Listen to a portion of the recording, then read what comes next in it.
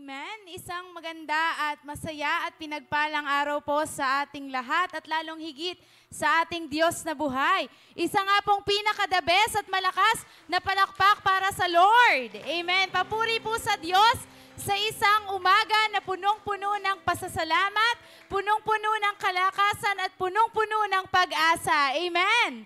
Amen. Tunay nga po na napakabuti ng Lord sapagkat tayo po ay naririto, may buhay, malakas at masigla na magpupuri sa Kanya. Amen. Sabi nga po sa Psalms 136 verse 1, give thanks to the Lord, for He is good and His love endures forever. Amen. So lagi po nating tatandaan, we can love because God first loved us. Amen. Kaya ngayon pong buwan na to na pinagdiriwang ang buwan ng mga puso, patuloy po na ipamahagi po natin sa ating pamilya, sa ating mga kaibigan at sa ating mga kakilala ang pagmamahal na nagmumula sa ating Diyos na buhay. Amen. Sama-sama po tayong magpuri sa Kanya. Sama po tayong ibigay yung pinaka-the best at yung karapat-dapat na pasasalamat para sa Kanya. Amen? Tayong lahat po ay tumayo at pangungunahan po tayo ni Sister Zairine para po sa opening prayer at ng worship team.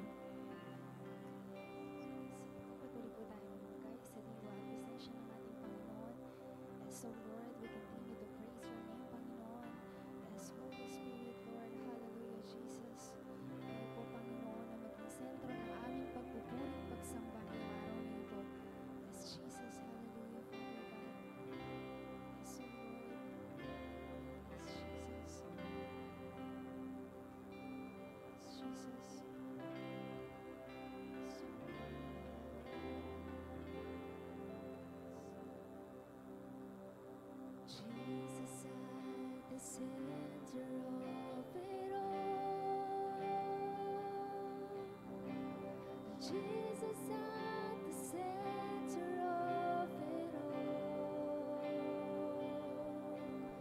From beginning to the end, it will always be, it's always been you, Jesus. Jesus. Jesus at the center of it all. Jesus at the center of it all. From beginning to the end, it will always be, it's always been you, Jesus. Jesus, nothing else matters. Nothing in this world will do.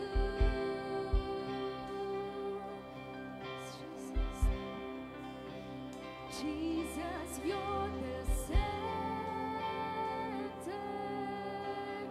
Everything revolves around you. Jesus, you at the center of it all.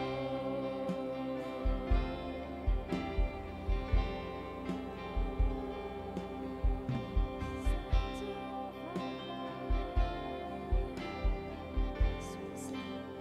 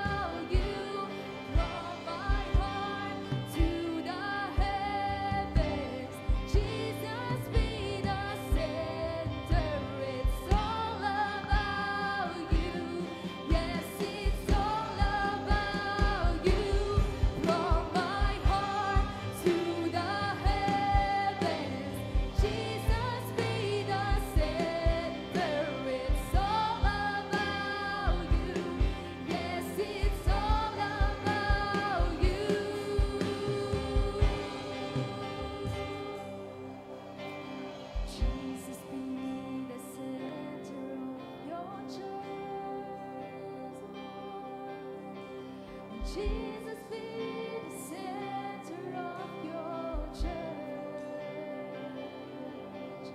and every knee will bow, and every tongue shall confess you, Jesus,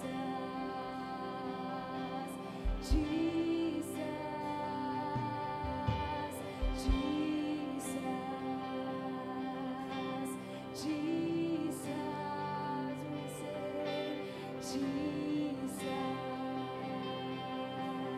Jesus,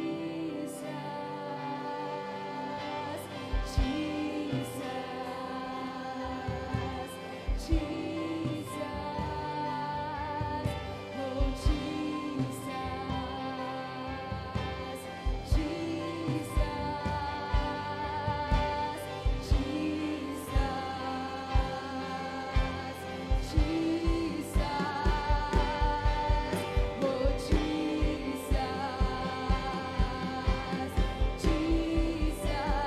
nothing else matters.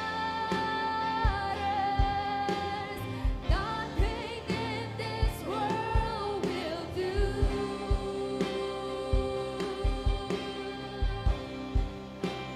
Jesus, you're the center. Everything revolves around you. Jesus, you. Oh, nothing else matters. Nothing in this world will do.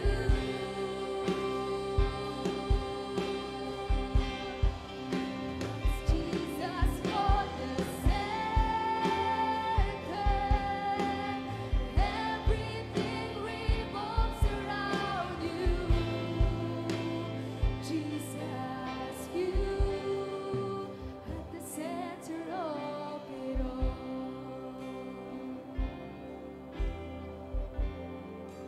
At the center of it all. Jesus. Sige po, tayo po ay lumagay sa diwa ng panalangin. Hallelujah, Father, O God. Hallelujah, Lord. Tunay, Panginoon, na napakabuti mo, napakadakila mo, napakatapat mo, Panginoon, sa buhay ng bawat isa. Salamat, salamat, Panginoon, sa buhay, sa kalakasan, Father God. Tunay, Panginoon, na napakabuti mo sa aming mga buhay mula noon hanggang ngayon, Panginoon, nararanasan ng buhay ng bawat isa kung gaano kakabuti, O God. Lord, maraming salamat sa mga biyaya, sa mga pagpapala na patuloy na binibigay mo sa amin. Tunay, Father God, na ang iyong biyaya at pagpapala ay sapat na at higit pa, Father God, sa aming mga pangangailangan, O God. Lord, maraming salamat gayon din, Panginoon, sa mga pagsubok na aming pinagdadaanan. Salamat, Panginoon, dahil nariyan ka, O God. Salamat, Panginoon, dahil nariyan ang iyong mga salita, O God. Dahil, Panginoon, iyon ang nagiging sandigan namin, Panginoon, sa panahon na kami ay dumaraan sa mga pagsubok, O God. Salamat, Father God, hindi mo kami iniwan ni pinabayaan man, O God. Lord, sa oras na to, patuloy kaming nagpapakumbaba sa iyong harapan. Patuloy mo kaming linisin, Father God. Hindi kami karapat-dapat, O God. Ngunit salamat, Panginoon, sa kapatawaran na nanggagaling sa iyo. Ano man, Panginoon, ang aming mga nasabi, naisip, nagawa, Father God, na hindi naging kalugod-lugod sa iyong harapan. Right now, Panginoon, nagpapalinis kami, O God, ng iyong dugong banal, O God. Linisin mo ang buhay ng bawat isa, O God, at patuloy, O God, na ikaw ang maparangalan sa aming mga buhay. Lord, maraming salamat, Panginoon.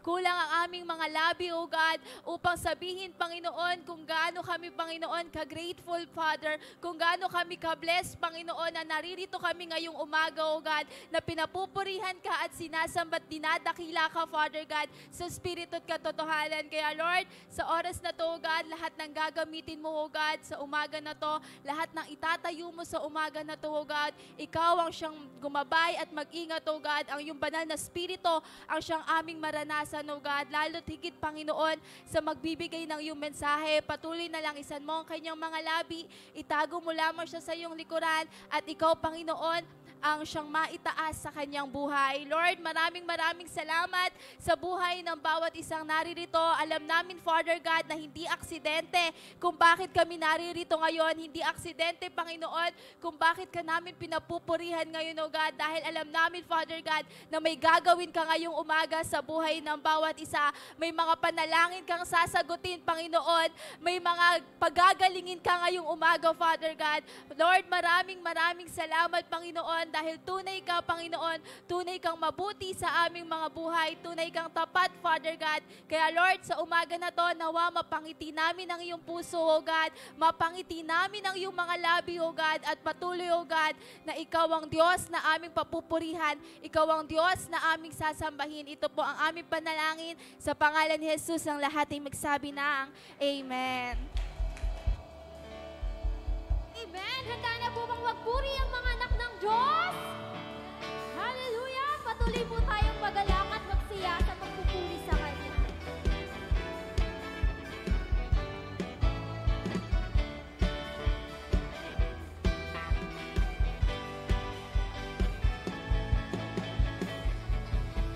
May galak, may siya, may tuwa sa piling ng Diyos. Sapagkat hirap ng puso ay naglalaho.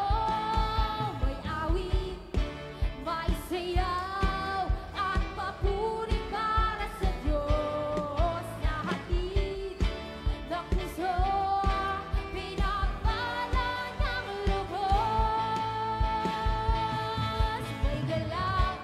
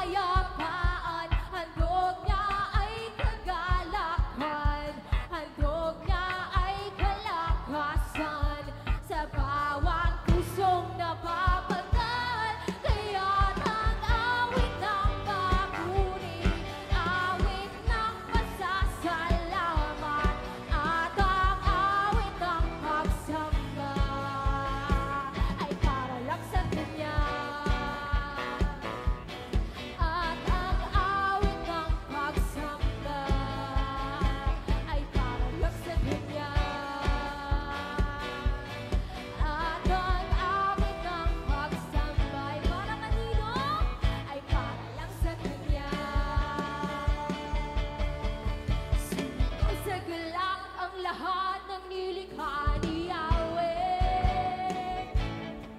Sa kabutihan niya, tayo'y magpasalamat. Mga kamay taas, lumutan ng mataas, sa galak ay sumigaw. Sumigaw sa galak ang lahat ng nilikha ni Yahweh. Sa kabutihan niya, tayo'y magpasalamat. Mga kamay taas, lumutan ng mataas, sa galak ay sumigaw. Sumigaw sa galak ang lahat ng kilalang. Purihin ang Diyos na may kagalakan. Sumigaw sa galak ang lahat ng kilalang. Purihin ang Diyos na may kagalakan. Sumigaw sa galak ang lahat ng kilalang. Purihin ang Diyos na may kagalakan. Sumigaw sa galak ang lahat ng nilikha ni Yahweh. Sa kabutihan niya, tayo'y magpasalamat. Mga kamay taas, lumutan ng mataas, sa galak ay sumigaw.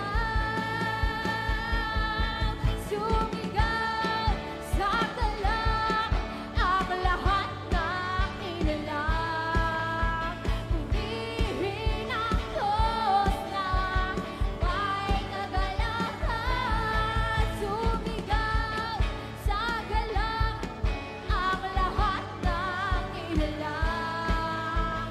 Purihin ang Diyos na may kagalakan. Sumigaw sa galak ang lahat ng nilalang.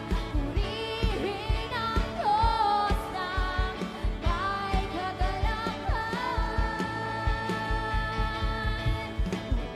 Basta papuri sa Kanya ay ibigay. Purihin Siya, awitan Siya, luwalhatiin Siya. Wagas na papuri sa Kanya ay ibigay. Purihin Siya, awitan Siya, luwalhatiin Siya. Wagas na papuri sa Kanya ay ibigay. Purihin Siya, awitan Siya, luwalhatiin Siya. Mga kamay taas,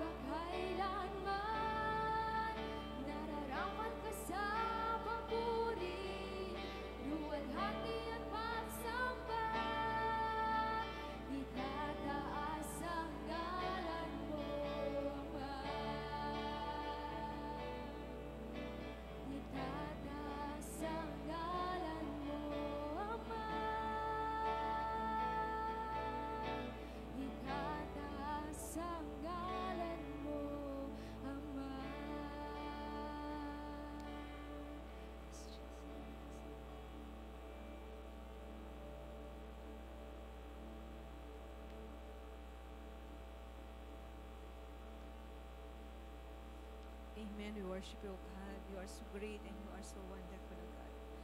Marami pong salamat, Ama, sa pribilehyo na binigay mo sa amin sa umagang to, God, na makasamba sa iyo pong dakilang harapan, O God. Pinupuri ka namin, dinadakila ka namin, Panginoon, sa amin pong mga buhay. At patuloy po kami nagpapakumbaba, O God, humingi po ng tawad sa lahat po ng aming mga kakulangan, na isip, na sabi, na hindi po nagbigay ng kaluguran sa iyo, Ama. Salamat, Panginoon, sa umagang to. Dalangin po namin na ikaw po ang manguna sa gawain to. Banal na Espiritu, ikaw ang kumilos, ikaw ang manguna sa aking buhay, na lahat po ng sasabihin ko ay salitang magbibigay kapurihan, kaluwalhatian sa iyong dakilang pangalan lamang. Marami pong salamat. Ito po ang aking dalangin sa pangalan po ni Jesus, na aming Panginoon at tagapagligtas. Amen and amen.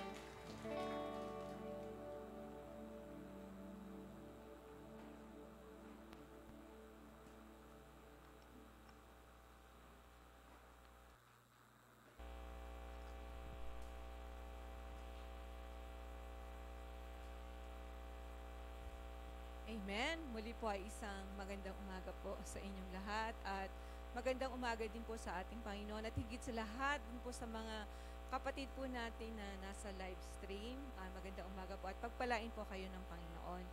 So, sobrang nakakatuwa po at nakaka-bless dahil napakadami na po na dumadalo sa gawain po ng Panginoon.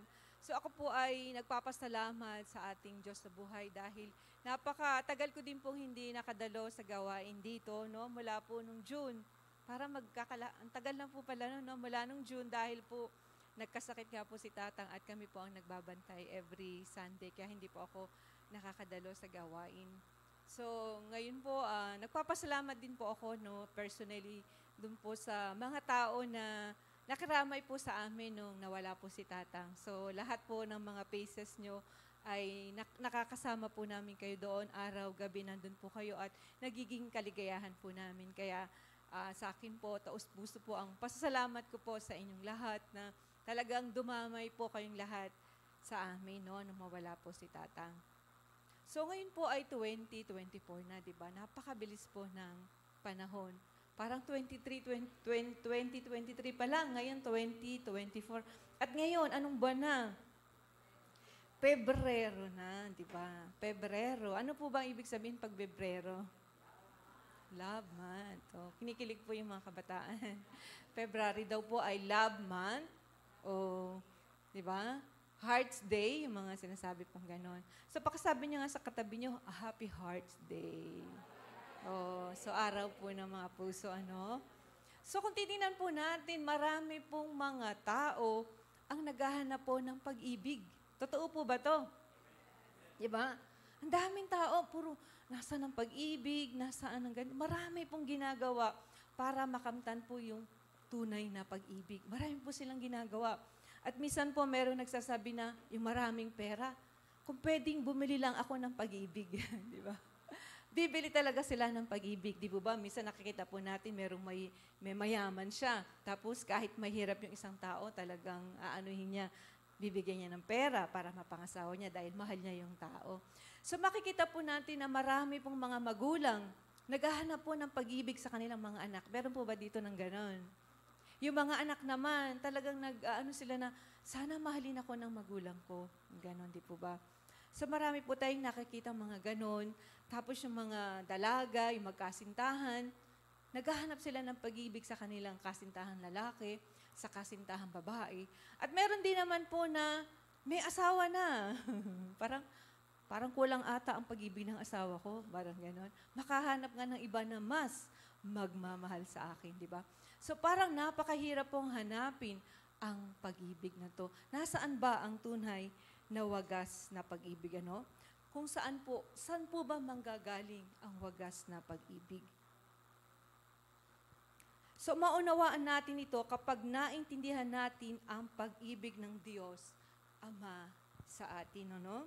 So ang tema po ng mensahe ng Panginoon sa umagang to ay ang dakilang pag-ibig ng Diyos sa bawat isa sa atin. Ano po?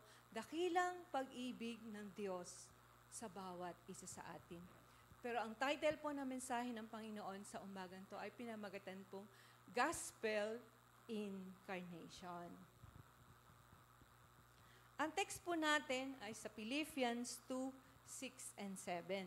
Sabi po dito, kahit taglay niya ang kalikasan ng Diyos, hindi niya pinagpilitang manatiling kapantay ng Diyos. Verse 7, sa halip, ano po dito ang sabi? Kusa niyang binitawan ang pagiging kapantay ng Diyos at namuhay na isang alipin, ipinanganak siya bilang tao. So ano po bang ibig sabihin ng gospel, di po ba? Ano po bang ibig sabihin nito? Di po ba lagi po nating narinig yung word na gospel? Parang share the gospel, ibang mahagi mo ang gospel. So ano po ba talaga ang meaning ng gospel? Ang sabi po dito, ito ay ang magandang balita tungkol sa ginawa ni Jesucristo na siya'y namatay sa krus bilang sacrificial substitute para sa mga makasalanan at nabuhay muli na naging daan para tayo ay makipagkasundo sa Diyos. So, yun po ibig sabihin ng gospel. So, ano naman po kaya ang ibig sabihin ng incarnation? Narinig niyo na po ba ang word na incarnation? So, ang salitang incarnation, ang salitang incarnate ay galing sa Latin word na incarno, which sound carne, meaning to be made flesh. Ito ay pumatungkol sa pagkakatawang tao ng Diyos Anak na si Jesus.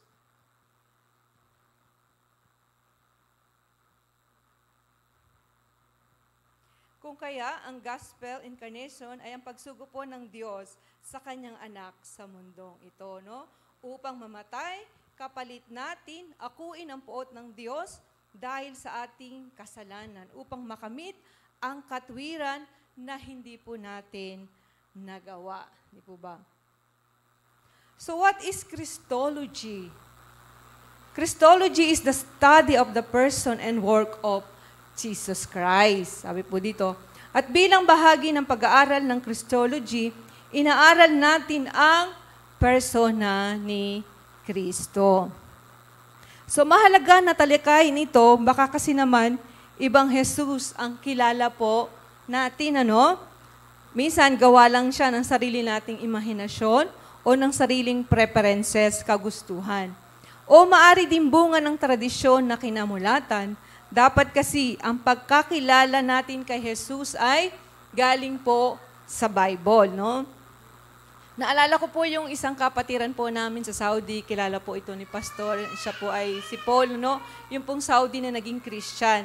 So ito pong si Brother Paul na to ay talaga pong nakakilala siya sa Panginoon dahil lamang po sa panaginip.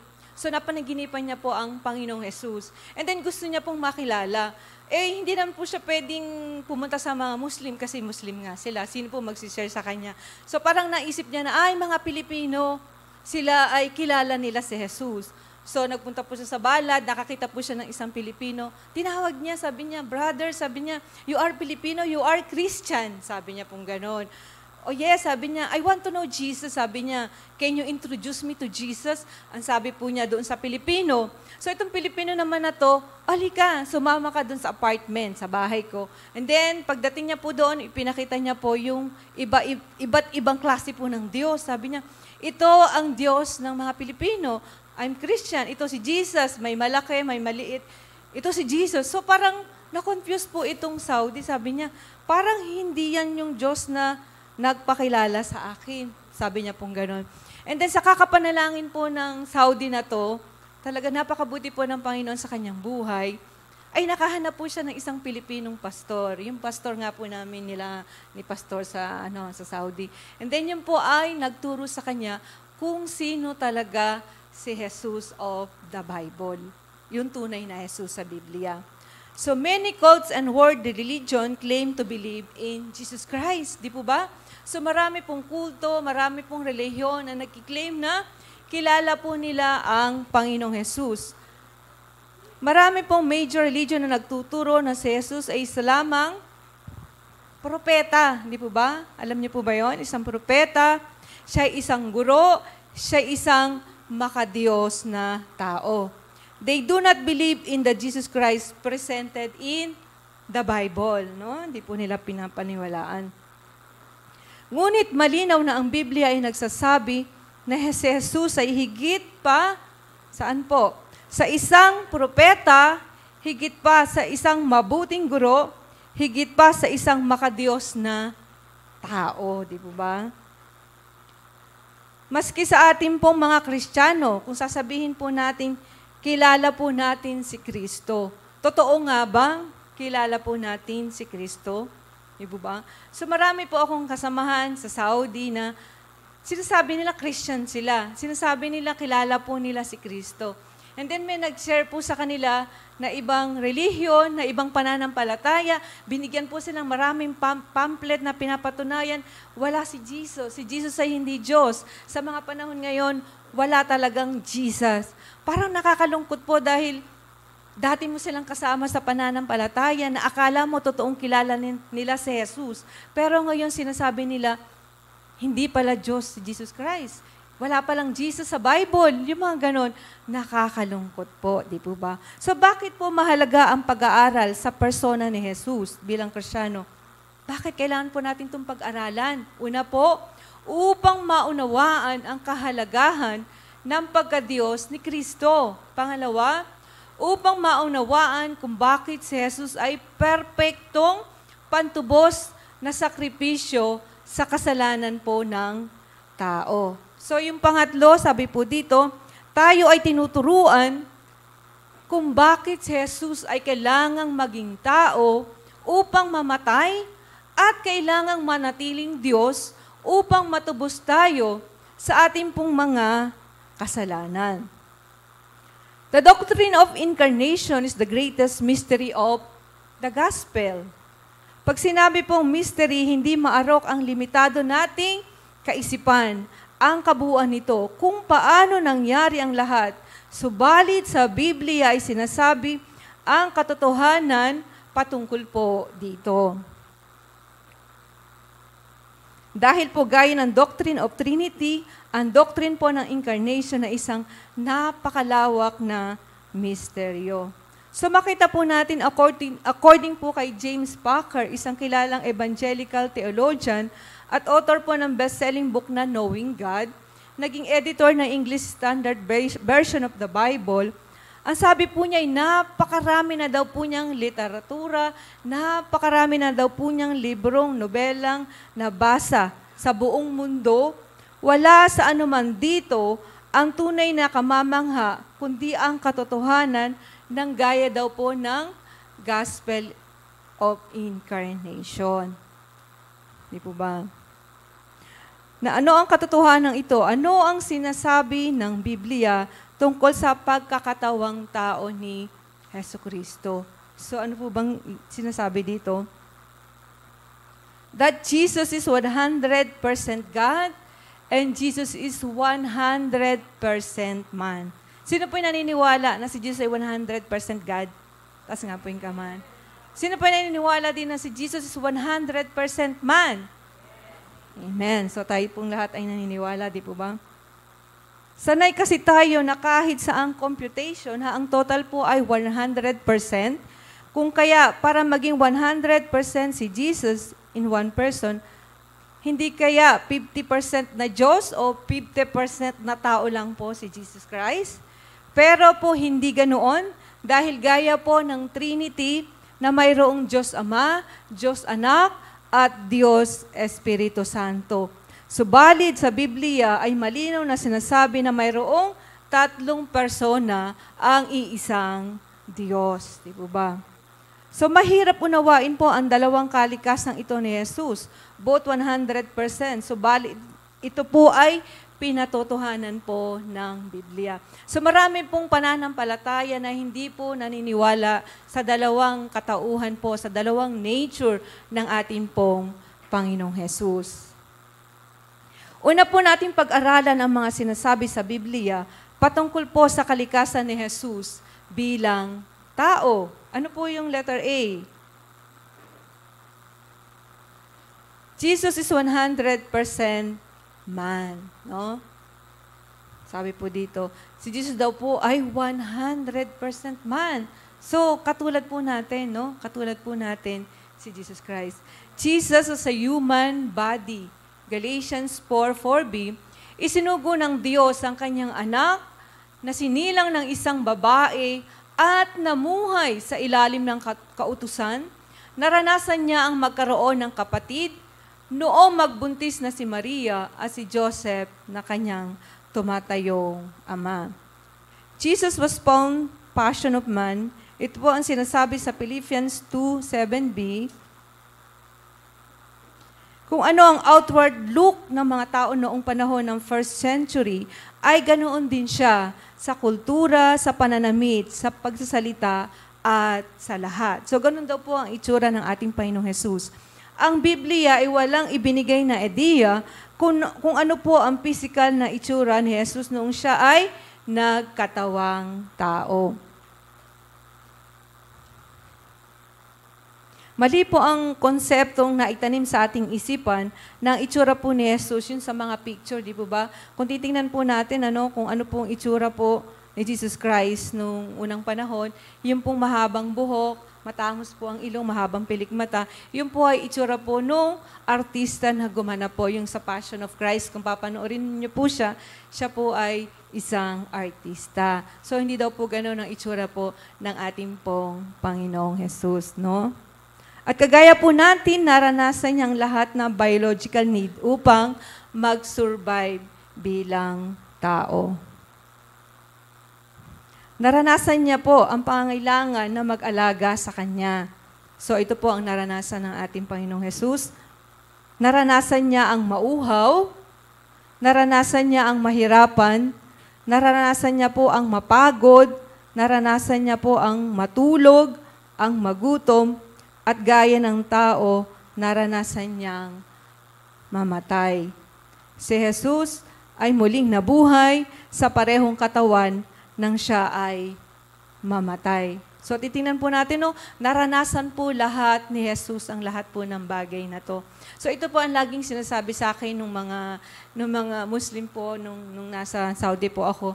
Kung totoong Diyos, ang Diyos po, bakit siya kumakain? Bakit siya lahat ginagawa ng tao. So napakahalaga po na pag-aralan po natin talaga ang dalawang katauhan po ng ating Panginoong Jesus. Pangalawa, Jesus has a human mind. No?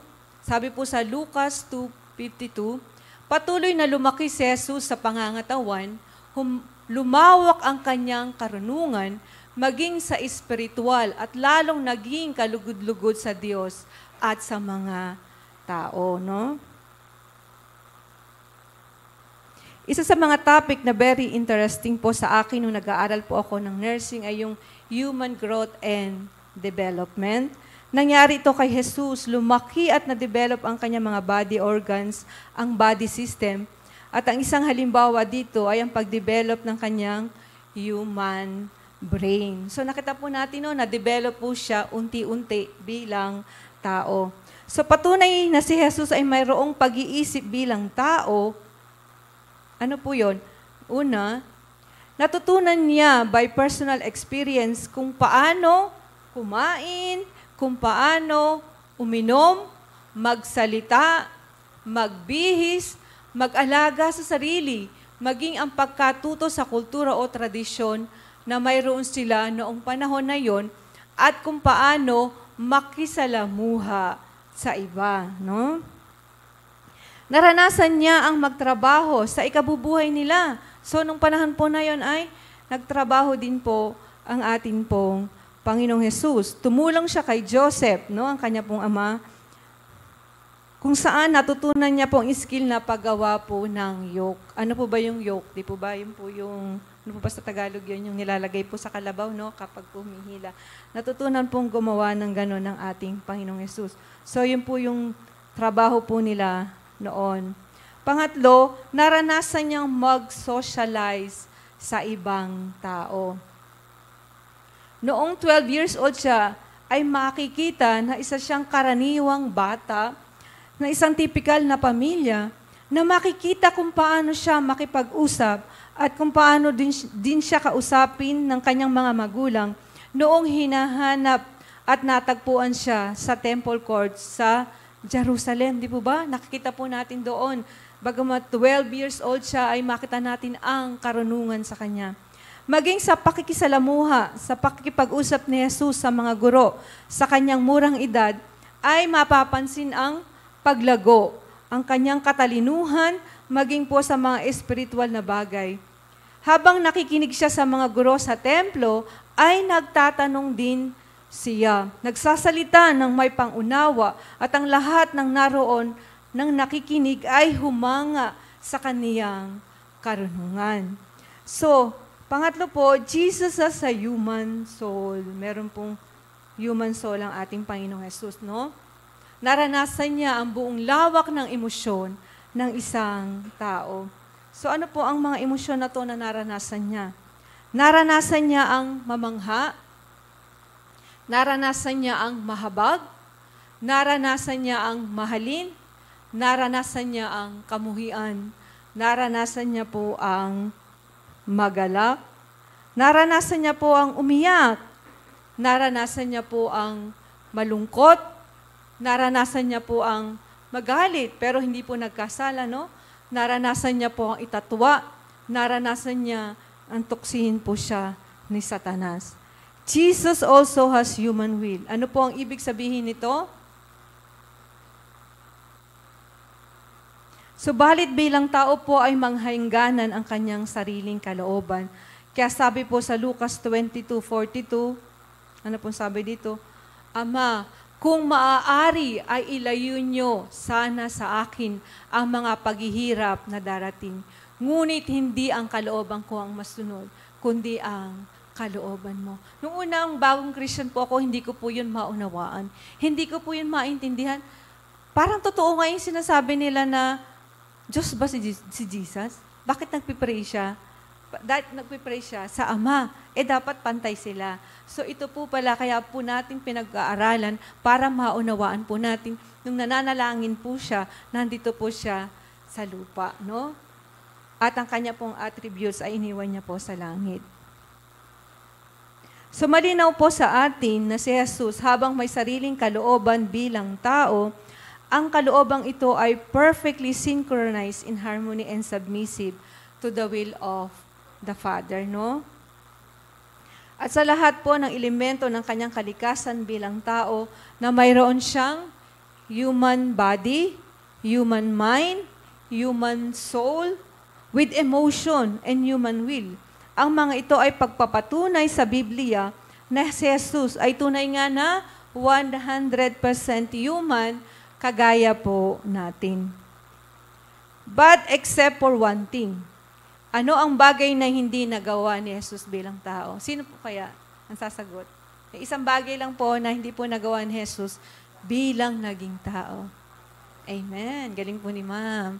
So, ano po yun? Hindi po siya nagkasala, no? Kung hindi siya nagkasala, kung sasabihin po natin, paano yun? Di ba ang tao makasalanan? Hindi siya tao. Parang ganun po, no? Pero ang sabi po dito sa Hebrew 4:15b, tinukso siya sa lahat ng paraan, subalit kailanman hindi siya nagkasala. Sabi po dito. Kung hindi siya nagkasala, ibig sabihin ay hindi na siya 100% man dahil hindi ba tao ay makasalanan.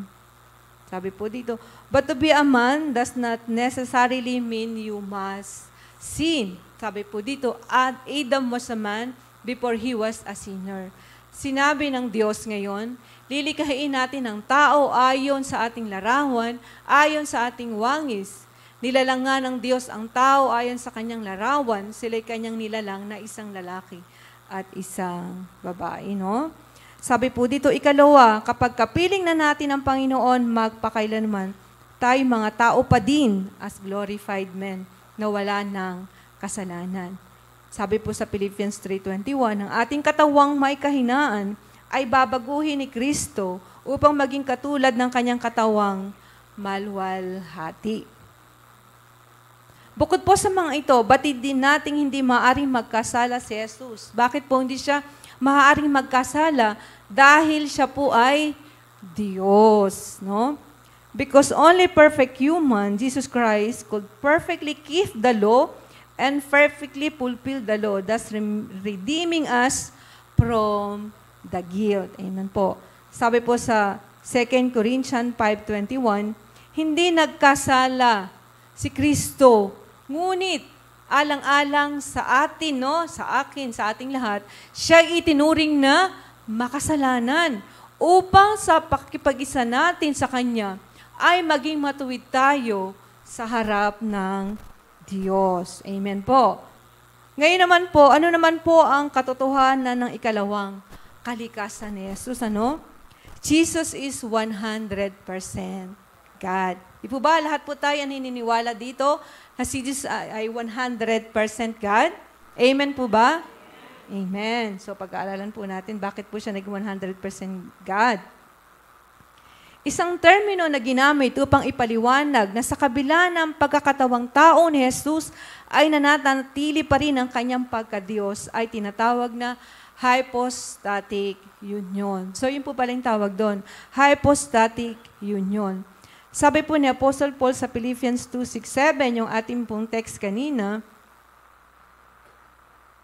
kahit taglay niya ang kalikasan ng Diyos, hindi niya pinagpilitang manatiling kapantay ng Diyos. Sa halip, kusa niyang binitawan ang pagiging kapantay ng Diyos at namuhay na isang alipin, ipinanganak siya bilang tao.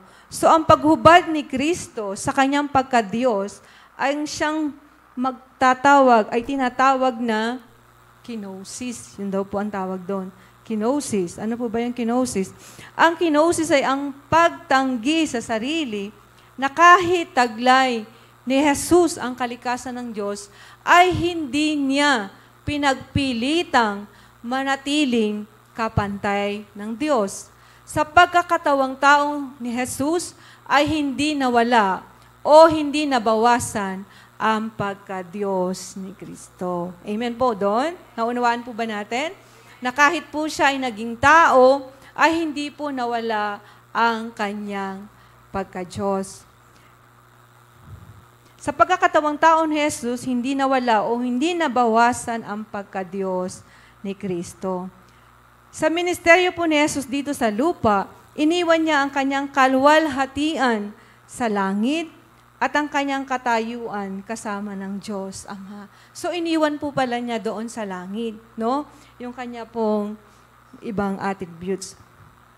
Hindi rin niya ginamit ang kanyang kapangyarihan na hindi humihingi ng pahintulot sa Diyos Ama. Yun po pala yun, ano?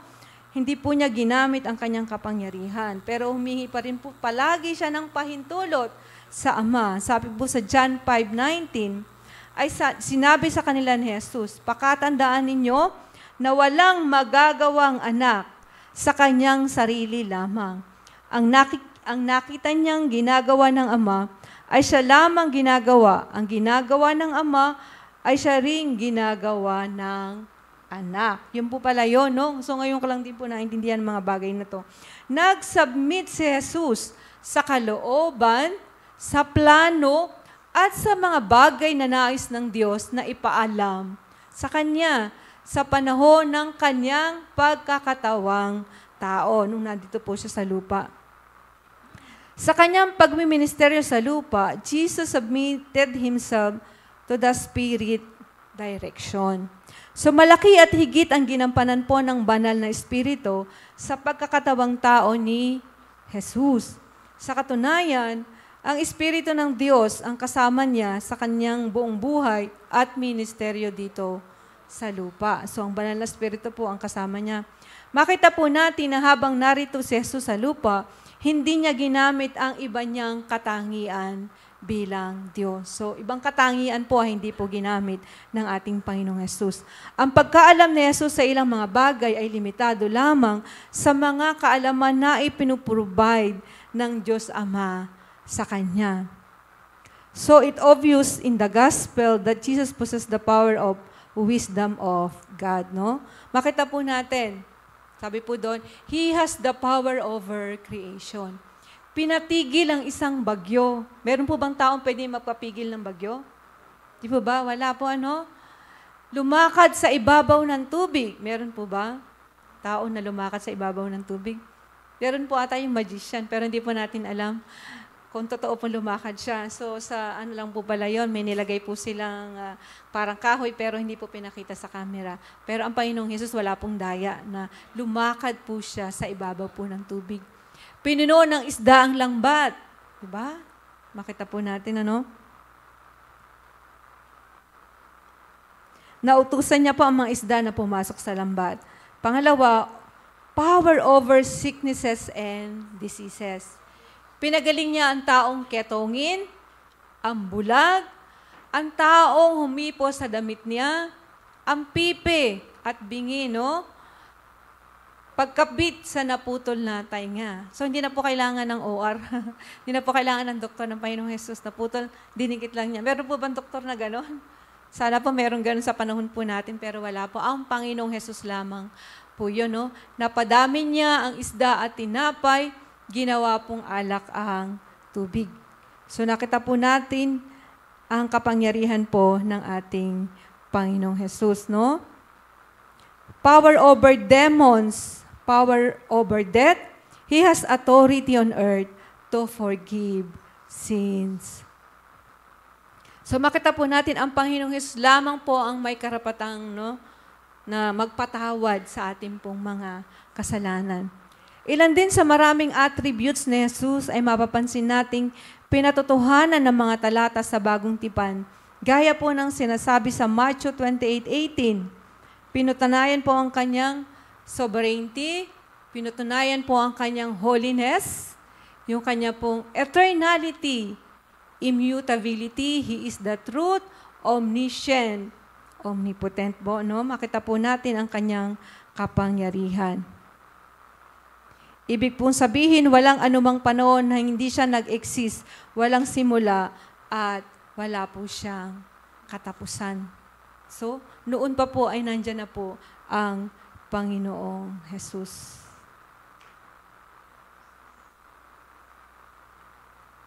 Tingnan po natin, ano nga po ba ang kenosis? Ang kenosis ay tungkol din sa mga bagay na idinagdag ni Jesus sa kanyang sarili. Ito ang kalikasan niya bilang tao sa kanyang lubos na pagpakakababa. Di po ba? Nagtungo si Jesus sa lupa mula sa kanyang malwalhating kalagayan sa langit upang maging tao hanggang sa kamatayan, sa krus. Di po ba? Ang sarap po ng buhay ng Panginoong Jesus sa langit. Pero, di po ba? Bumaba po siya para sa atin.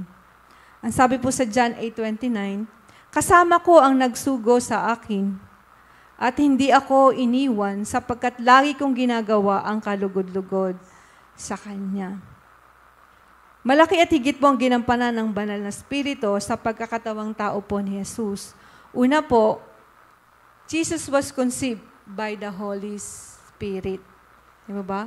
Sa Matthew 1:18, nagdalang tao si Maria sa magitan ng kapangyarihan ng Espiritu Santo. Sa Matthew 3:16-7, nabuksan ang langit at nakita ni Jesus ang Espiritu ng Diyos na bumababang parang isang kalapati at dumapo sa Kanya.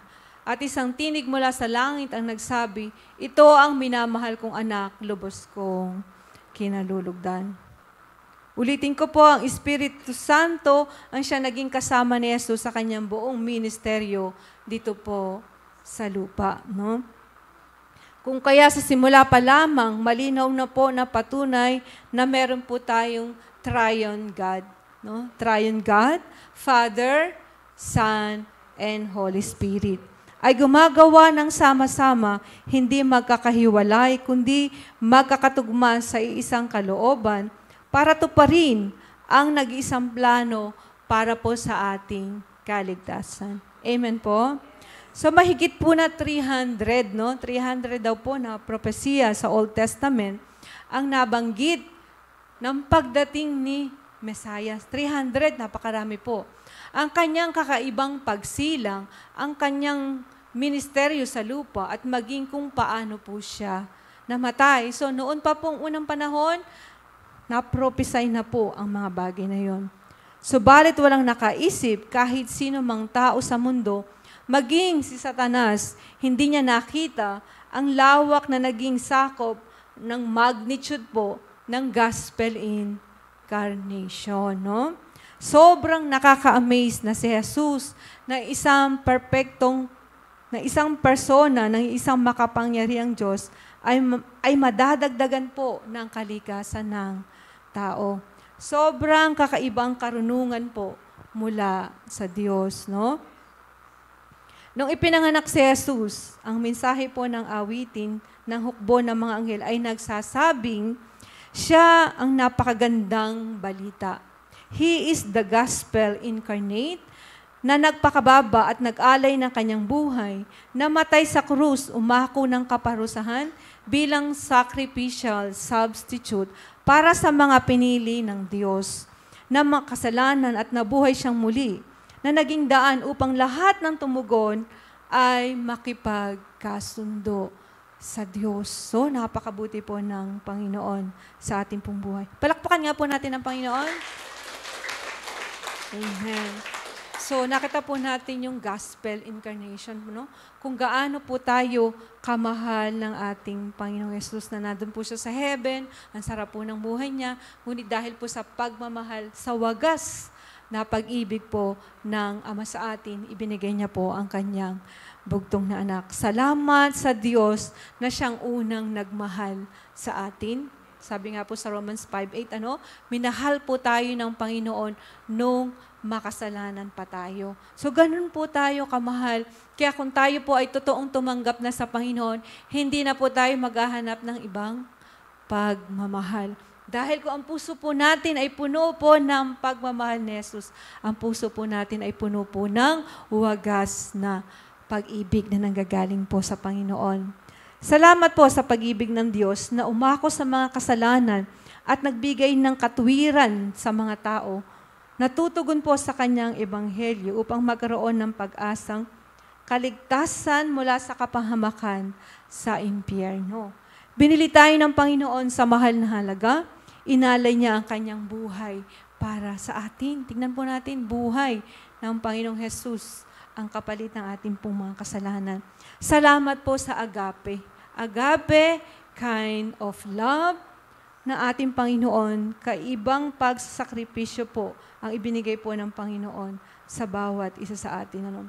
Kung halimbawa, tayo po dapat ang magbayad ng kasalanan. Pero ang Panginoong Jesus po ang nagbayad. Meron po ba sa atin na halimbawa yung nanay mo, nakita mo na mapaparusahan, ikaw bilang anak, papalitan mo kaya siya? Meron po kayang anak na ganun dito?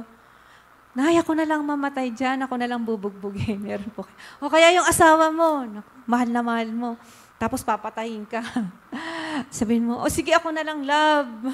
Di ba? Ako na lang love, parang ganun. Pero minsan nakita mo po, halimbawa, namatay po yung isang asawa, sasama ako. May kilala po akong doon. Matay na rin ako. Sasama ako sa libingan. Pero kinabukasan, may ka-date na po pala. Yung gano'n, So, nagbabago po yung pag-ibig po ng tao. Ang pag-ibig po ng tao, hindi totoo. Dahil ang puso po ay mandaraya.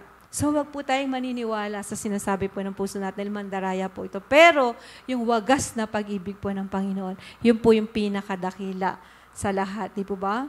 Hindi man tayo karapat-dapat dahil sa ating mga kasalanan. Tayo patungo lahat sa kapahamakan sa impyerno. Pero kinaawaan po tayo ng Diyos. Sa atin po na nagsisisi sa ating mga kasalanan, tumanggap kay Jesus bilang Panginoon na tagapagligtas at sumunod sa Kanya, binigyan niya po tayo ng karapatang maging anak ng Diyos. Diba? We're so blessed dahil anak, di ba kapag halimbawa mayaman yun, pagka nga sinabing, kamag-anak ko yan, parang ganon. Pero ang sarap ng feeling, kamag-anak ako ng mayor, kamag-anak ako ng vice mayor, parang ang sarap po ng pakiramdam. Pero tayo, bilang mga anak ng Diyos, di ba? We're so blessed kasi we are royal priesthood. Anak tayo ng Diyos ng katas at taasang Diyos na may gawa ng langit at lupa. So, we're so blessed, di ba? Kaya hindi natin titingnan ang sarili natin na mababa. Kasi talagang tayo binili, napakamahal ng pagkabili po sa atin ng ating Panginoon. Kaya wag po tayong, wala akong kwenta. May kwenta ka. Mahalaga ka. Bawat sa atin ay napakahalaga dahil buhay po ang pinantubos sa bawat isa sa atin. Kakaibang pag-ibig ng Diyos, tunay na kamangha-mangha, no? Sabi nga niya sa awitin yung amazing grace. Grabe po. Yung amazing grace po ng Panginoon sa atin. Biyaya po ng Panginoon. Talagang lahat po tayo may bandage, lahat po tayo nakatali. Pero dahil po sa amazing grace ng Panginoon, tayo po'y kanyang pinalaya, no? So, kailanman hindi po nating higitan ang pag-ibig ng Diyos. So, wala pong makakahigit sa pag-ibig po ng Diyos. So, balit, ang bawat isa po sa atin dito ay maaari po nating ipakita ang pag-ibig po natin sa Panginoon. Si Jesus po na pinag-usapan po natin kanina ay babalik na muli sa takdang panahon. So kung meron po kasi kaming parang group po sa Israel na nag-aaral po kami about Israel, no? So kung makikita mo po talaga, kung pag-aaralan mo po talaga yung Bible, napakaganda po. Yung talagang nasa Bible po at yung pag-aaralan mo yung Israel, lahat po ng nangyayari ngayon, tamang-tama po doon po sa teaching na pinag-aaralan po namin na makita mo talaga na kung titignan mo, parang malapit na po talagang dumating ang ating pong Panginoon Jesus. Pero ang sabi nga po, wala pong nakakaalam kung kailan po siya darating. Pero kailangan po tayong maging handa. So ang isipan po natin sa mga panahon na to, problema, pera, pag-ibig, ibahin na po natin ang ating kaisipan, di po ba? Dahil malapit na pong dumating ang ating Panginoong Jesus. Ano ang ginagawa mo para sa Kanyang kaharian? Tanong mo nga po yung katabi mo. Ano ang ginagawa mo para sa Kanyang kaharian? May ginagawa po ba tayo? Pero salamat po sa Panginoon, dahil kayo po ay nandito, ibig sabihin, meron po kayong ginagawa para sa kaharian po ng Panginoon. At alam po natin, napakaikli po ng buhay. Pakaikli nga po, di ba? Si Tatang, wala na. Sinda, wala na. Si asawa po ni Sir Eileen, wala na. At Tita Lita, na dati doon lagi nakaupo yun, dito sa tabi ni Tita Daday. Ngayon, wala na. Kaya, di mo sasabihin na, hindi totoo na mamamatay ako. Hindi, mamamatay po tayo lahat. Kaya, noon nga pong pumunta kami doon sa bahay po ni Tita Lita, para napaiyak ko dati, nakita ko siya nakaupo lang. Ngayon, nakahiga na doon. So, paano kung ang buhay mo ay inispet mo sa lupa nang wala ang Panginoon? Dahil lahat ng bagay na ginawa mo dito sa lupa ay walang kabuluhan. Ang may kabuluhan lamang ay yung ginawa mo sa langit. Paano kung wala kang ginawa sa Diyos? Di po ba? So ito na po yung panahon, ano? Na itataas mo ba siya sa iyong buhay? Na itataas mo ba natin ang Panginoong Hesus sa ating pong buhay? So lagi po nating isipin yun, na itataas ko ba ang Panginoon sa aking buhay? Paano ka mag-isip? Paano ka ba mag-isip? Iba yan, iba yung buhay na to, ganon. Paano mo iniisip ang buong araw? Paano ka magsalita? Sa lahat ba ng sinasabi mo, nakalulugod ba sa Panginoon o mas gusto mong magmarites? Bakit po kayo mga marites masayang-masaya? Pag nagmamarites, tingnan mo po yung kanilang mga mukha. Talagang, alam mo ba, si ganito, si ganyan. Tapos talagang nakikinig talaga sila. Ang saya-saya talaga nila sa balita, sa ibang buhay, di ba? Parang mga gano'n. So, paano ba tayo magsalita? Ang mga salita ba natin nagbibigay buhay sa ibang tao? Na kapag nakausap ka niya, naku po, nanghina na siya. Gusto niya magpakamatay. Pero nung makausap niya si Tita Celia, amen, no? Nakausap niya si Tita Celia, sabi, mabuti ang Diyos. Tingnan mo ang aking mga anak. Oo nga, no, magkakaroon siya ng pag-asa. So, napakahalaga po nung pag-iisip, napakahalaga po nung mga salita na lumalabas po sa ating mga bibig, no? At gumagawa po tayo para sa iba. Ang lahat po ba nating ginagawa ay makadiyos. So, tayo lamang po makakasagot doon. O baka ang may nakatanim pa sa iyong sama ng loob o hindi ka pa nagpapatawad sa ibang tao. Amen. So, check nga po natin ang puso natin. Masakit ba to? Meron ba itong sugat? Meron ba itong galit sa ibang tao? Kapag meron kang galit, di po, sino po ba ito yung nainis na, nagalit na? Di ba ang sakit? Di ba, parang hindi ka rin talaga makapag-pray. Kahit sabihin mag-pray ka, hindi mo talaga magawang mag-pray. Hanggat hindi mo sabihin sa Panginoon, Lord, ayoko na. Lord, alisin mo na itong inis na to. Lord, alisin mo na itong galit na to. Magugulat ka, parang wala na. Pero hanggat ayaw mo, hanggat hindi mo sinasabi sa Panginoon, hindi. Napakasakit, napakabigat. So tayo po ba ay nakapagpatawad na? Amen po ba? Sino po ba yung merong daladalang sama ng loob? Magpatawad po tayo para hindi po sa ibang tao, para po ma-release po tayo.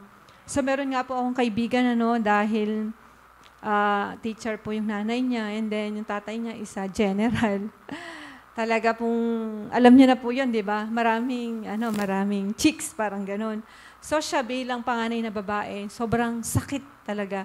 Mula bata siya hanggang pagtanda niya, yung galit sa puso niya. Hindi po siya naging masaya sa buong buhay niya.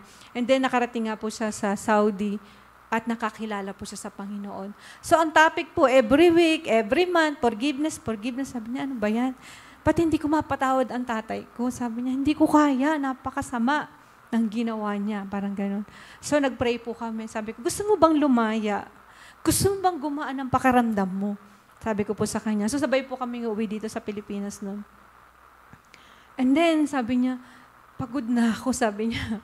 Pagod na akong magalit. Pagod na akong hindi magpatawad. Sige nga, sabi niya. So nag-pray po kami. Umiyak po siya. Isigaw mo yung pangalan ng tatay mo. Sinigaw po niya. Dalawa lang po kami sa kwarto. Sinigaw po niya, pinapatawad na kita, tatay. Parang ganun. Pinapatawad. Ulit-ulit hanggang umiyak siya. Hanggang sabi niya, napakasarap pala ng pakiramdam. Sabi po niya, napakasarap pala. Kung alam ko lang, dapat noon pa ako nagpatawad. Hindi pala yung tatay niya ang problema. Siya pala ang problema kasi hindi siya makapagpatawad. So nagpatawad po siya, lumaya siya. And then nagulat po kami nung nasa airport po kami. Hindi po talaga namin alam kung bakit, paano po nangyari. Sumalubong po yung tatay niya sa airport. Nandun po. And then, hindi po siguro 1 week or 1 month, o hindi ko po masyadong matandaan kasi medyo matagal na namatay po yung tatay niya. Kaya sabi niya, grabe, paano ako kung hindi ako napatawad ang tatay ko, dala-dala ko habang buhay ko yung konsensya. Paano kung makapaglilingkod sa Panginoon? Kaya, patawad na po tayo. So, hindi po natin kaya. Pero kaya po ito ng Panginoon para sumaya po tayo. Sabi nga po sa Philippians 4:13, we can do all things through Christ to give us strength. Hingin po natin sa Panginoon at ibibigay po ng Panginoon sa atin. So sa atin pong buhay, dapat po talaga ibigay po natin ang oras sa Panginoon. Every Sunday, nasaan po tayo?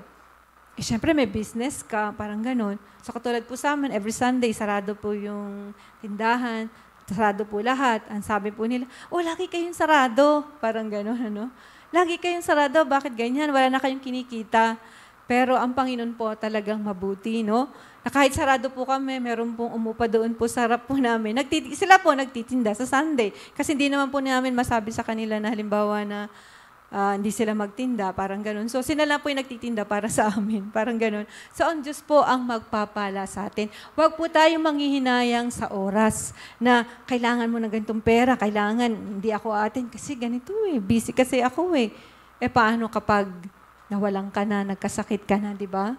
So, tapos lalapit-lapit ka sa Panginoon, Lord, maglilingkod na ako, mayroong ka ng sakit. Sabi nga po, kailan pa po ba natin ibibigay ang ating buhay sa ating pong Panginoon?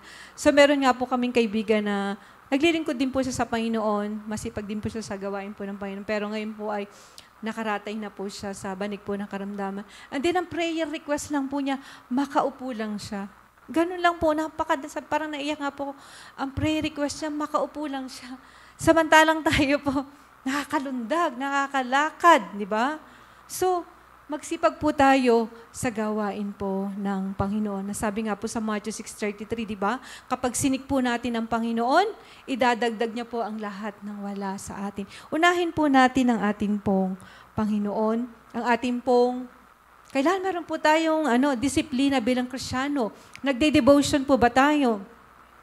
Parang mahina po. Nagde-devotion po ba tayo? Nananalangin po ba tayo? Umaattend po ba tayo sa mga fellowship, sa mga schedule po dito, sa ituturo po ni Pastor para po tayo lumago? Meron po tayong prayer meeting, may Bible study, may cell group. Kailangan po natin ang mga bagay na to. So ngayon pong panahon na to, 2024 na po, di ba? Meron tayong plano sa buhay natin. Sino po ba dito walang plano sa buhay sa 2024? Di ba? Meron tayong plano, magpapapayat na ako. Magpapasexy na ako, mga ganon. So sa Panginoon, ano po bang plano po natin? May plano ba tayo sa Panginoon? Parang ganon. Isinasama ba natin ang Panginoon sa ating pong buhay? So, personally experience ko po na kapag talaga hiningi mo sa Panginoon, sabi ko, wala na si Tatang, di ba? Dati lagi po kaming umuwi. So, parang hindi na po ako busy dahil wala naman po kaming anak. So, ano pong gagawin ko? So, nag-pray po talaga ako sa Panginoon, Lord, this 2024, gusto ko pong maglingkod sa'yo. Parang ganon. Nag-pray po ako sa Panginoon na gusto kong gamitin mo ako. So, nagulat po ako nung nag-pray ako ng ganon. Tapos sabi ni Pastor, magmensahe ka. Grabe, mag-aaral na kagad ako. Parang ganon. And then, noon pong last Saturday, meron pong seminar doon po sa Manila na inatenan po namin. Sabi ko, grabe naman, sinabi ko lang, nag-pray lang ako na magpagamit. Andito na lahat, ang Panginoon ang magtuturo sa'yo. So, umattend po kami doon sa 702 DCAS, yung pastor po doon, si Pastor Jore, ang nagturo po sa amin. And then, nung last Saturday po, umattend naman po kami nung Sunday school na teacher. Sabi ko lang po doon sa Sunday school teacher namin, ay, pwede akong magturo. And then, bigla na lang, may seminar na. Naku, kailangan ko talagang mag-seminar. And then, sa seminar po namin ng mga bata, sabi nga, kahit bata, dapat may lesson plan. Dapat tuturuan mo rin ang mga bata ng totoong pagtuturo. Hindi, basta-basta na lang, bata lang yan. Wala, hindi po. Dapat bata pa lang ay natuturuan na po natin ang salita na Diyos. So, ganun po, dapat kasama po ang Panginoon sa atin pong mga plano.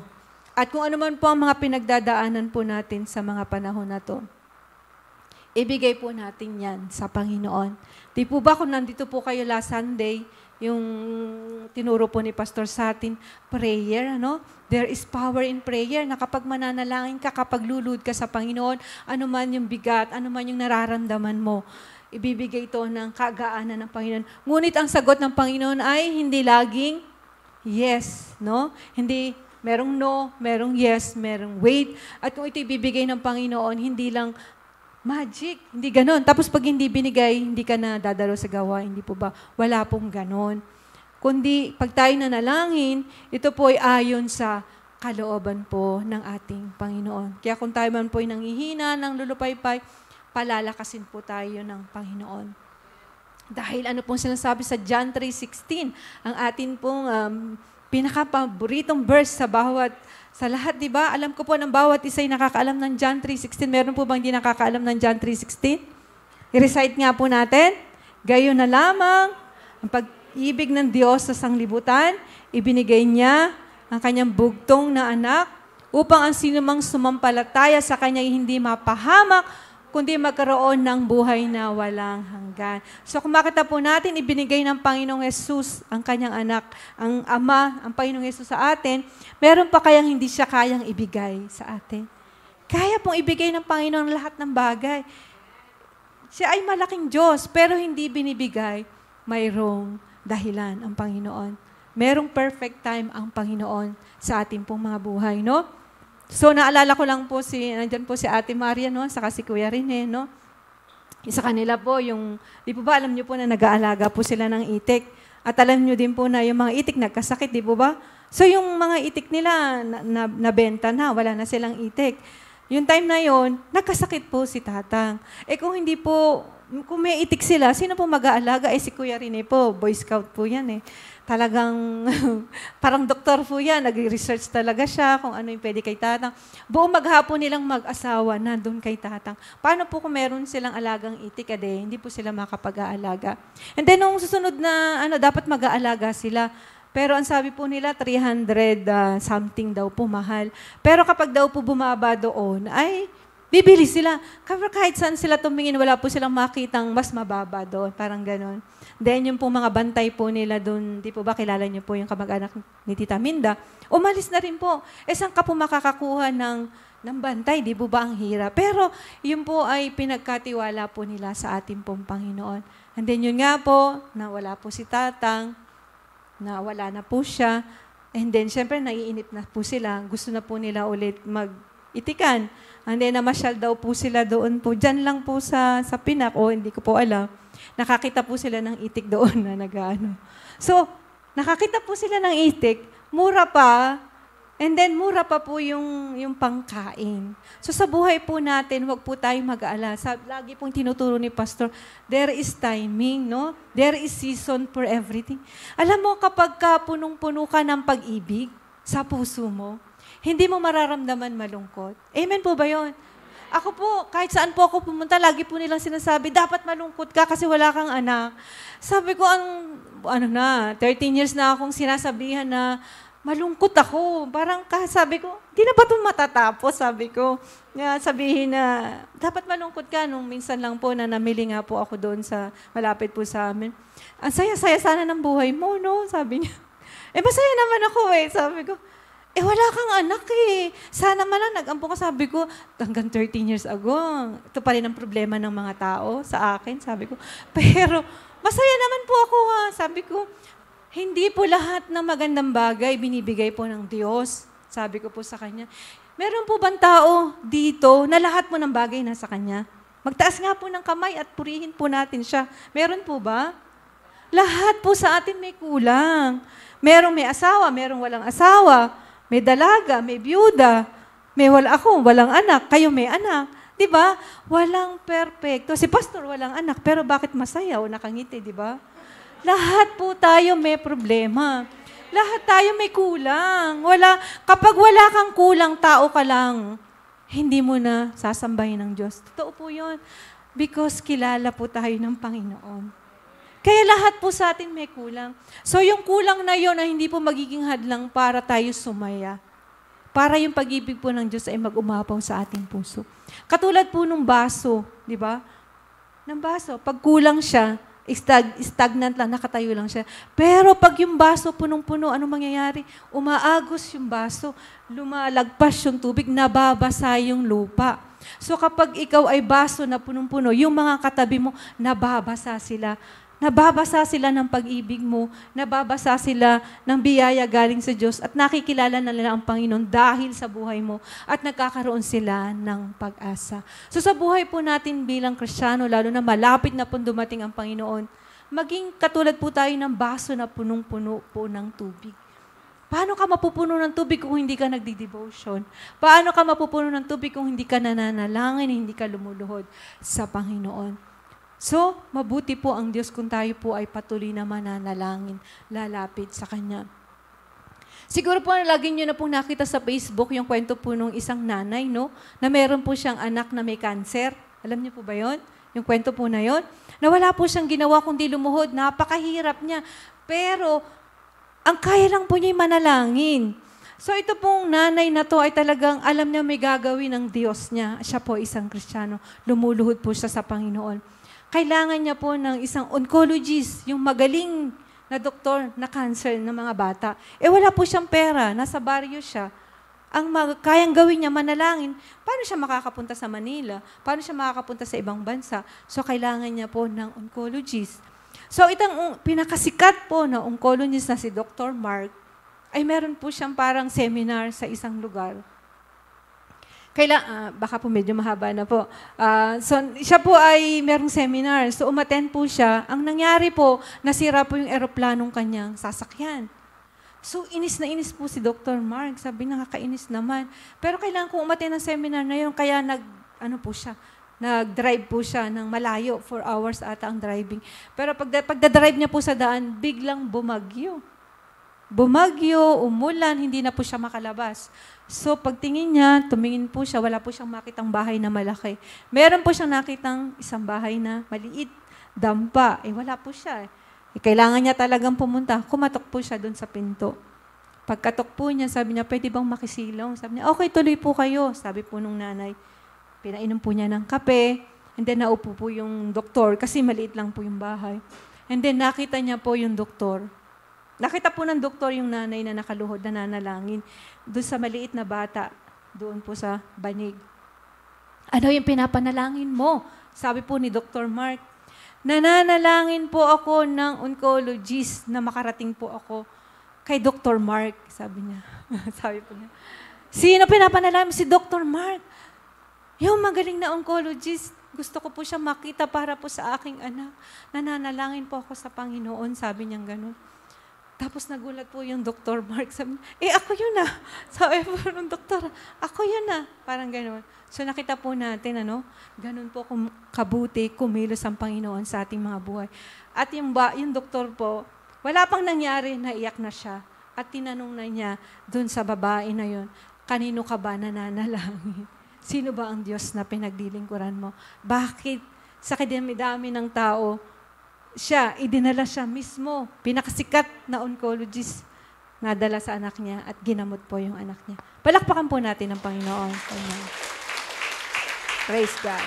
So magpatuloy lang po tayo sa paglilingkod sa Panginoon dahil ang ating pinaglilingkuran Diyos ay 100% man at 100% God. No? Look unto Jesus, the author and the finisher of our faith. Wag po tayong titingin sa gilid, sa kaliwa, sa kanan, kundi tayo tumingin sa taas na may gawa ng langit at lupa. Kaya magpakalakas po tayo at damahin po natin yung pag-ibig po ng Panginoon sa ating pong mga puso. Wala man tayong ka-Valentine, wala man yung asawa natin, wala man yung anak natin, wala man yung nagmamahal sa atin, pero may isang Diyos na nagmamahal sa atin. Amen po? Tayo pong lahat ay tumayo. Awitin po natin yung Amazing Grace.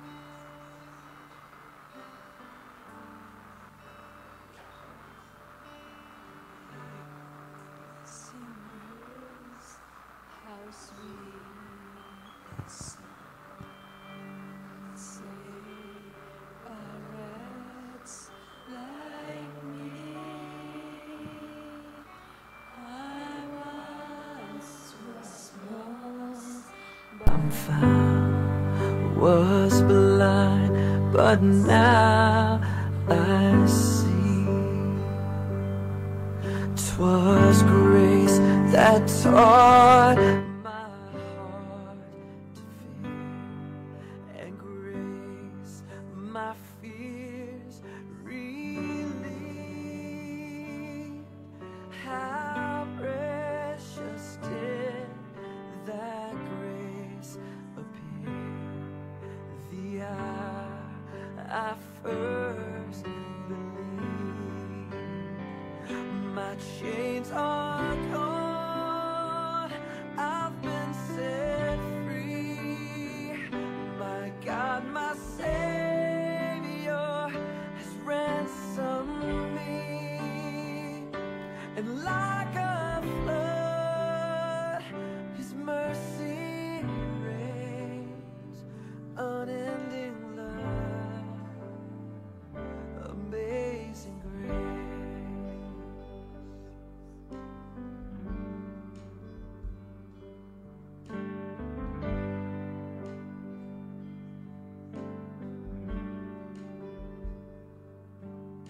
The Lord has promised good to me. His word, my hope secure. He will my shield and portion me, as long as life endures. My chains are gone, I've been set free.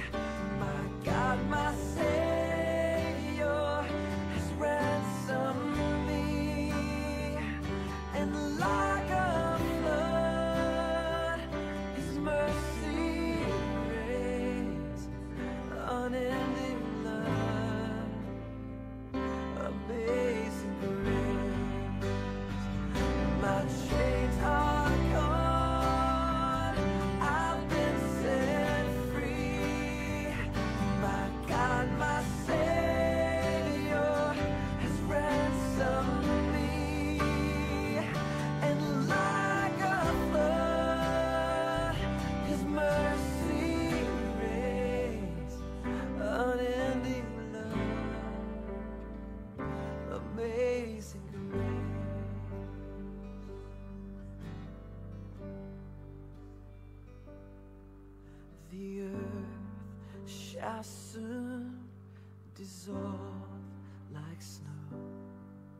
the sun forbear to shine.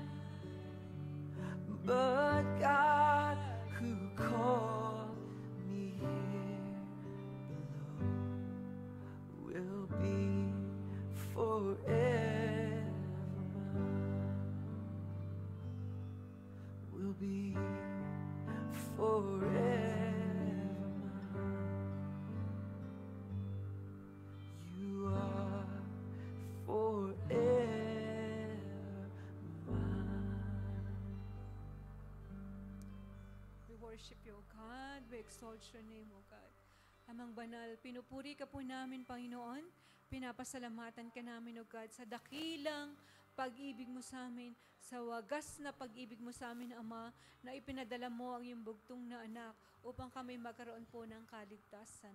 Kaya maraming salamat po, Ama, sa iyong banal mong salita na iyo pong pinagkaloob sa umagang ito. Salamat po, O God, sa iyong katapatan, sa iyong kadakilaan sa amin pong mga buhay. Ama, dalangin po namin, O God, ang mga kapatid po namin na nanonood po sa live stream.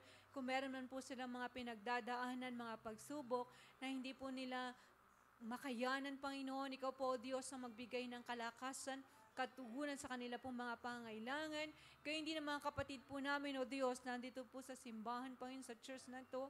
Ikaw po ang nakakaramdam, nakakakita ng kanilang mga puso, ng lahat po ng kanilang mga kalungkutan, ng lahat po ng kanilang mga kasakitan, Panginoon, ng lahat po ng kanilang mga kabigatan, O God.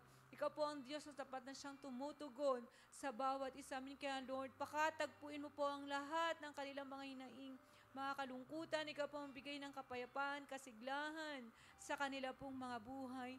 And we pray, O God, palakasin mo po sila, magkaroon po sila ng mga plano, kung paano kanila mapaglingkuran ng buong puso, ng buong kaluluwa, ng buong isip, Panginoon, kung paano nila maialay ang buhay nila sa iyo, O God. Salamat, Panginoon, sa pag-ibig mo, O God, na inilagay sa puso po namin, O God. Naway kami maging pagpapala, mag-umapaw ang aming buhay para sa ibang tao na madala po namin sila sa iyong dakilang paanan. Nawa, Panginoon, maging hamon sa bawat isa na ito na ang panahon para ipahayag namin ang iyong salita sa ibang tao na hindi pa nakakilala sa iyo, God. Tulungan mo po kami, Banal na Espiritu, na sa aming pagsasalita, sa aming mga ginagawa, ay magbigay kapurihan, kalwalhatian sa iyong dakilang pangalan lamang. Salamat, Panginoon, sa iyong pag-ibig. Pagpalain mo po ang bawat isa, O God. Ito po ang aming dalangin sa pangalan po ni Jesus, na aming Panginoon na tagapagligtas. Amen and amen.